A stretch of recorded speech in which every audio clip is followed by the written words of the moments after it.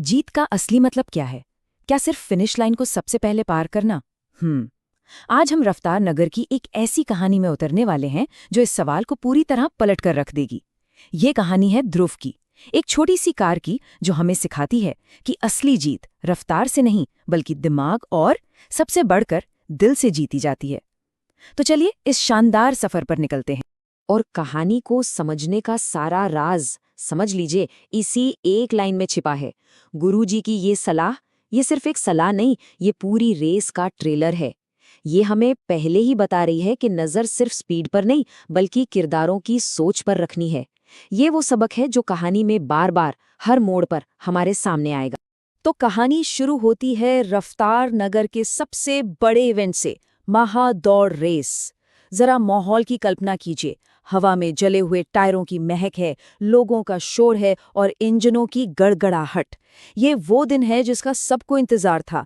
यहाँ आज speed, skill और हिम्मत तीनों का जबरदस्त इम्तिहान होने वाला है। तो स्टार्टिंग लाइन पर कौन कौन है? सबसे पहले हमारा हीरो ध्रुव, छोटी सी नीली कार जिसे सब चालबाज कहते हैं। उसकी आवाज एक प्यारा सा जिंग। उसके ठीक बगल में खड़ा है विशाल बलवान सिंह, एक दैत्य जैसा ट्रक, व्रूम रंबल, जिसकी आवाज से जमीन हिल रही है। और वो देखो, बिजली की तरह तेज चमक रानी वूश करके निकल जाती है। और आखिर में हमारे प्यारे खेत मित्र, एक पुराना ट्रैक्टर जो अपनी ही धुन में चलता है, छग अलग। मतलब मुकाबला तो टक्कर का होने वाला है। और अब सबकी सांसें थमी हुई हैं। लाइट्स पर नजर है, लाल फिर पीला और ये हुई हरी। रेस शुरू। ध्रुव का इंजन जिंग करता है और वो आगे निकल पड़ता है और उसके साथ ही बाकी सब भी अपनी पूरी ताकत झोंक देते हैं। रेस अभी शुरू ही हुई थी कि कहानी में आता है पहला बड़ा ट्विस्ट, जलेबी जंक्शन। नाम सुनकर अच्छा लगा ना, पर यहाँ एक बहुत ही मीठी मुसीबत उनका इंतजार कर रही थी। रास्ते पर एक ट्रक से गिरी हुई बैंगनी रंग की चिपचिपी चाशनी फैली हुई थी। अब यहाँ रफ्तार काम नहीं आएगी, यहाँ तो अक्कल लगानी पड़ेगी। और हुआ भी वही। बलवान सिंह ने सोचा ताकत से पार कर जाऊंगा, लेकिन उसके भारी भरकम पहिए फिसल गए और फस धड़ाम, वो सीधा जाकर टायरों के ढेर में घुस गया।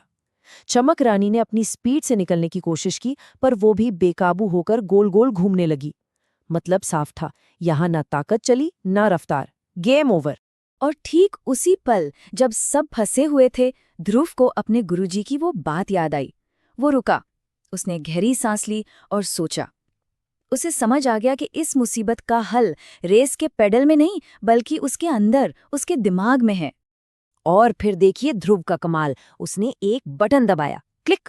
उसके टायरों से छोटे छोटे रबर के कांटे बाहर निकले, पॉप।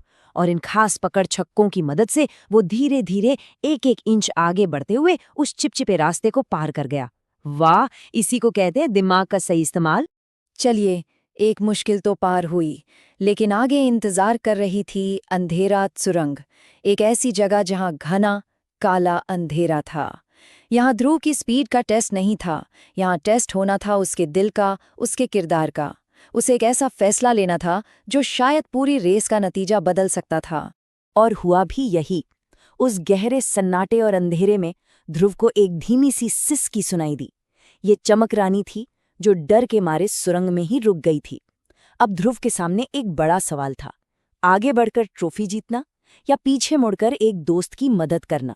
और जानते हैं ध्रुव ने क्या किया? उसने एक पल भी नहीं सोचा, उसने फैसला ले लिया था। उसने अपनी super mega bright headlights on कर दी और चमक, एक झटके में पूरी सुरंग रोशनी से भर गई। ये सिर्फ लाइट नहीं थी, ये दोस्ती की उम्मीद थी। ध्रुव ने हॉर्न बजाया और कहा, घबराओ मत, मेरी रोशनी का पीछा करो, चमक। और फिर दोनों कारें एक टीम की तरह एक दूसरे का साथ देते हुए उस अंधेरी सुरंग से बाहर निकली। ध्रुव ने यहाँ रेस नहीं बल्कि दिल जीता था। और अब नज़ारा देखिए, फिनिश लाइन बस सामने ही थी। चमक रानी अगर चाहती तो तेजी से आगे निकल सकती थी, लेकिन नहीं, उसने ध्रुव का साथ नहीं छोड़ा। वो चुपचाप उसके ठीक बगल में चलती रही। ये उसका शुक्रिया कहने का तरीका था। और फिर जो हुआ वो किसी ने नहीं सोचा था। दोनों कारें एक ही पल में फिनिश लाइन को पार कर गईं। ये एक टाई था, बराबरी। ये किसी एक की जीत नहीं थी, ये दोस्ती की, खेल की सच्ची भावना की जीत थी।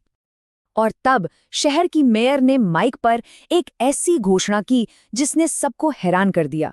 उन्होंने कहा, ध्रुव, तुमने सिर्फ रफ्तार नहीं दिखाई, तुमने मुश्किल में दिमाग और अंधेरे में दोस्ती का हाथ बढ़ाया, और यही बात तुम्हें एक सच्चा चैंपियन बनाती है। उस दिन रफ्तार नगर में जीत के मायने ही बदल गए थे। तो अब सवाल ये था कि ऐसे सच्चे चैंपियन का इनाम क्या होगा? जाहिर है, कोई मामूली सोने की ट्रॉफी तो नहीं हो सकती थी। ध्रुव को जो मिला वो किसी भी ट्रॉफी से कहीं ज्यादा कीमती था। एक ऐसा इनाम जो उसकी स्मार्टनेस और उसकी दरियादिली दोनों को सलाम करता था। उसे मिला एक सोने का स्पार्क प्लग मेडल और साथ में मीठे आम के रस वाले फ्यूल का एक बहुत बड़ा टैंक। लेकिन सबसे अच्छी बात क्या थी? ये टैंक सिर्फ उसके लिए नहीं था, ये इनाम था उसके सभी नए दोस्तों के साथ मिलकर पार्टी करने का। क्योंकि असली इनाम अकेले की जीत में नहीं, बल्कि सबके साथ बांटी गई खुशी में है।